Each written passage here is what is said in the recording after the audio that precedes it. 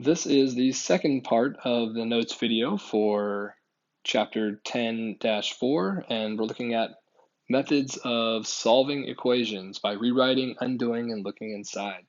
So we already did in the end of the previous video, solving by rewriting practice. Now let's do a little bit of solving by undoing. Okay, so we're focused on this one. First problem we have is a square root of x plus 4 is equal to 9. So remember, undoing, it's like we're looking at the order of operations and then working backwards through it. Okay, so let's pretend for a second that you knew what x was, right? The first thing you would do if I asked you to simplify an expression there is you would take the square root of whatever x was, and then you would add 4, and the answer would be 9. So anything about the order of operations, right? Our order of operations, we know that we would do the square root, and then we would add 4 if we knew what x was.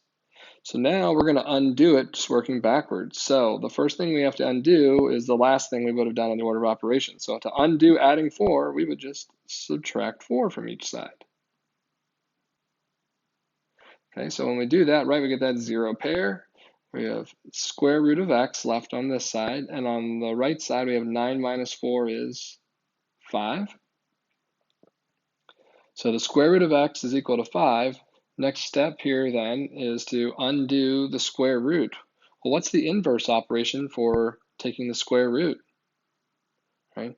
It's when we square something. So we have to square both sides of the equation. The square root of x squared, right? Well, the square root and the square are going to cancel out, and it's going to leave us with x. And then 5 squared gives us 25. And that looks like that would be our answer. Let's check it. Square root of 25 plus 4 is equal to 9, right? And this is where we're actually going through the order of operations here, right? Square root of 25 is 5 plus 4 is equal to 9. 5 plus 4 is 9. We know that it is correct. All right, well, let's look at this next one because it's quite a bit longer.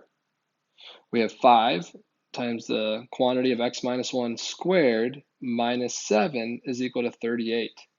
So just, to look at it and see how it compares to the previous problem, right? If we looked at our order of operations, we would say here, right, if I knew what x was, the first thing I would do is subtract 1, right, because it's inside the grouping symbols.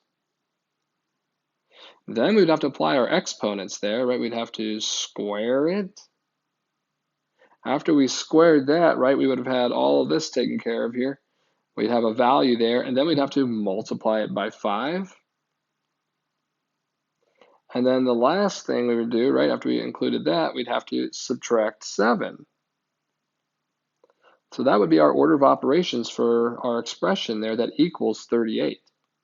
So let's just kind of undo it backwards. So the first thing we're going to undo, remember, is this minus 7. So to undo minus 7, right, we're going to add 7 to both sides.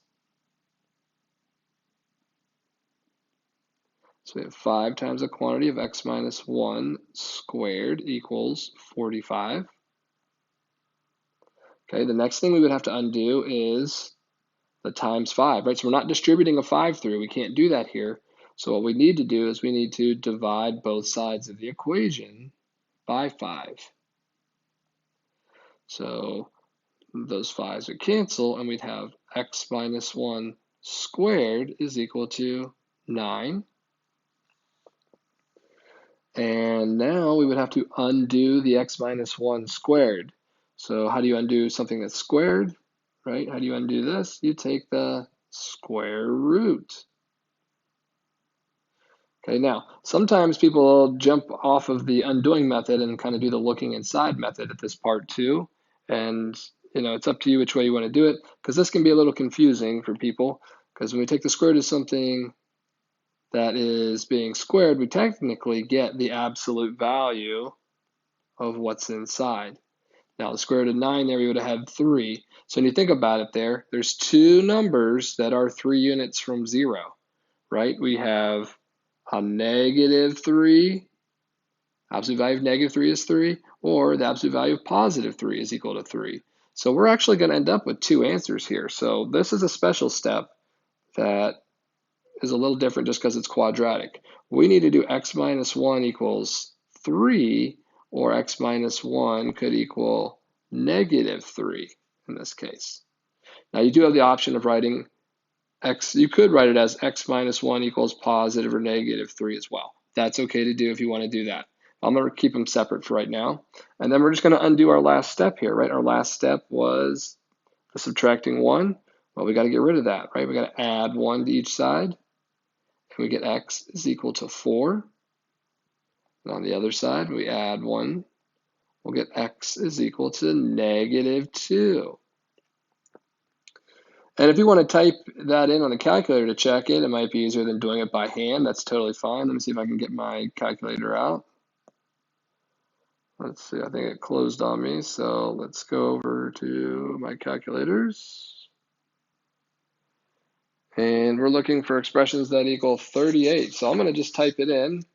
So I have on this one, we had 5, and then we had in parentheses, our x value we said was 4, so we'll go ahead and put that in. 4 minus 1, close it. We'll raise it to the second power, and then we'll say minus 7, and you see there that the answer is 38, so that works. We know that one's correct. And then I'm going to just go up here. I'm going to just make it faster by deleting out the 4, and we're going to put in negative 2. That was our second answer, negative 2. And you see that also equals 38, so we know that we're good. And it did not take very long to check my answer. So we know that both of these worked. All right, the last method for solving, right, is the looking inside method. So we'll do these ones looking inside. Okay, so this is kind of, remember, just like, it's kind of like undoing, but we're just using logic here, or reasoning, just to help us figure out, like, what does the answer have to be? For instance, on the first one, we have the square root of the quantity 3x plus 3 equals 6. So I want you to think about this for a second. We have the square root of something equals 6. What number would we have to have underneath here? The square root of what is 6? If you said 36, right, the square root of 36 is 6, that is correct. So that means that what we have inside of our square root here, this 3x plus 3, has to equal 36 for this to be true. So we'll just say 3x plus 3 has to equal 36. All right, well, then if we think about it there, right, we have 3x, which just kind of cover that up for a second. Think about it as something plus 3 has to equal 36, right? We know right now it's a 3x, but what does this 3x have to be in order to add 3 and get 36? Right? If you said 33, that is correct, right? So right now, if we were to put 33 in there, 33 plus 3 is 36, that means that 3x has to equal 33. And then one more time here, right? We've got 3 times something has to equal 33. Well, what number would be missing there? Right? Because we got 3 times something. Well, that number would have to be 11, right? 3 times 11 is 33. So therefore, we know that that x has to equal 11. Right, so that's called looking inside. We're kind of undoing it, but we're just thinking about it logically as you're going through. You could easily combine undoing and looking inside and use both methods in one single problem. There's nothing wrong with that, right? And if you wanted to check it, you could plug it in. That's not a hard one to do. 3 times 11 plus 3 should equal 6, after we take our square root, sorry. So 33 plus 3 is 36. And the square root of 36 is 6. So we know that that is correct. All right, last example of solving by looking inside. We have the absolute value of x plus 3 minus 4 equals 0. So, right, we did some absolute value in the problem right above it here, if you need to look back at that. But before we do it, let's think about it as looking inside, right? We've got this whole entire thing here right now, and it's subtracting 4, right? So we've got something minus 4 is equal to 0. You don't have to write this on your paper. I just want you to be thinking of it like this. Something minus 4 equals 0. Well, what minus 4 is 0? That would have to be 4, right? So that means that the absolute value of x plus 3 we know has to equal 4. Okay, so then if we think about that here now, right? And this is similar to what we did above. The absolute value of something equals 4. We know that x plus 3 has to equal one of two numbers, or either one of them here, right? So the first number it could be is -4, because the absolute value of -4 is 4, or it could be +4.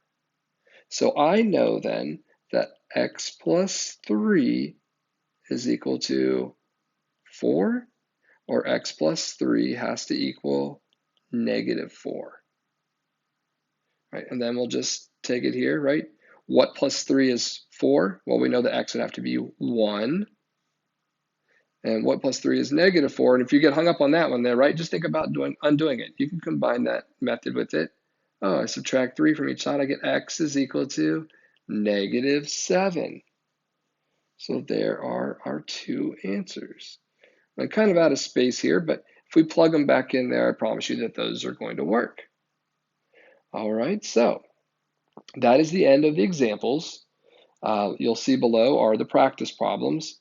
Okay, there aren't any problems on here that you have never done before in this class. Okay, so take your time, work through. I'll create a video to help you with any of these problems that you may need assistance with. All right, great job. Thanks for watching.